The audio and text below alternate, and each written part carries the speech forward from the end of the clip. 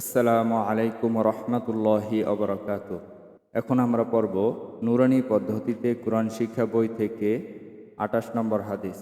ইয়াকুম إياكم ওয়াল হাসাদা والحسد ফাইন্নাল হাসাদা فإن الحسد ইয়াকুলুল يأكل হাসানাতি الحسنات কামা তাকুলুন নারুল كما تأكل النار হাতব। الحطب إياكم والحسد فإن الحسد إياكم والحسد فإن الحسد يأكل الحسنات كما تأكل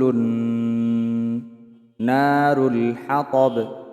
يأكل الحسنات كما تأكل النار الحطب إياكم والحسد فإن الحسد إياكم والحسد فإن الحسد يأكل الحسنات كما تأكل النار الحطب. يأكل الحسنات كما تأكل النار الحطب অর্থ হিংসা হইতে দূরে থাকো।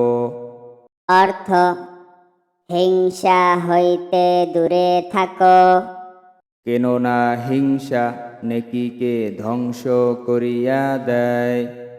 কেননা হিংসা নেকিকে ধ্বংস করিয়া দেয়। যেমন আগুন শুকনা কাঠকে যেমন আগুন শুকনা কাঠকে